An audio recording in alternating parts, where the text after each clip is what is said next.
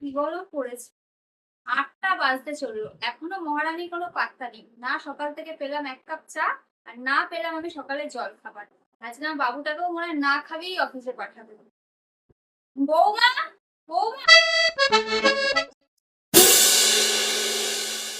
এই যে মহারানী, এখন তোমার ওঠার সময় হলো। হ্যাঁ, আমাদের বেলা আমরা ভোর ৫টা থেকে উঠে না জল খাবার, বাড়ির লোকের জামা কাপড় কেচে আমরা সব ঘরের কাজকর্ম কমপ্লিট করে রাখতাম। আর তোমরা তোমরা এখনকার দিনের মেয়ে সকাল ৮টার সময় ঘুম থেকে উঠছো, এখনো পর্যন্ত না আমি এক কাপ চা পেয়েছি সকাল থেকে, না আমি জল খাবারটা পেয়েছি। তুমি কি আমাকে মেরে ফেলতে চাও? তুমি কি চাও বলো তো? এটা কিন্তু তোমার বাপের বাড়ি না। বলছো তুমি, এটা তো আঁশবটি। আরে এটাতে কেউ নিরামিষ সবজি কাটে? কিচ্ছু জানো না, তোমার মা তোমাকে কিছু শিখিয়েও পাঠায়নি।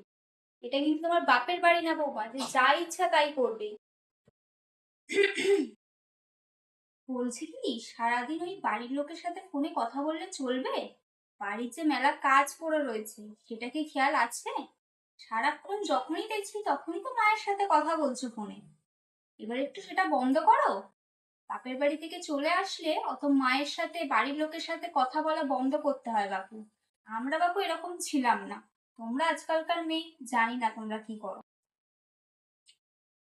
এ কি, তুমি কি ড্রেস পরেছো? তুমি কি এই বগল কাটা ড্রেস পরে পাড়ায় টোটো করে ঘুরে বেড়াবে? হ্যাঁ, তোমার কি কোনো মান সম্মান নেই? আরে তোমার না থাকুক, আমাদের একটা মান সম্মান আছে এই পাড়ার মধ্যে। আমাকে দেখেছো সবসময় শাড়ি পরে থাকি, মাথায় ঘোমটা দিয়ে থাকি। এটা কিন্তু তোমার বাপের বাড়ি না। আদিক্ষিতা দেখলে গা জ্বলে যায়। বলছি বাবুটা তো এক্ষুনি বাইরে বেরোলো নাকি, তারপর আবার ব্যালকনিতে দাঁড়িয়ে আবার এরকম হাত নাড়ানোর কি আছে? এটা কিন্তু তোমার বাপের বাড়ি না, বলে দিলাম। যা করবে ভেবেচিন্তে করবে। এটা তো আপনারও বাপের বাড়ি না।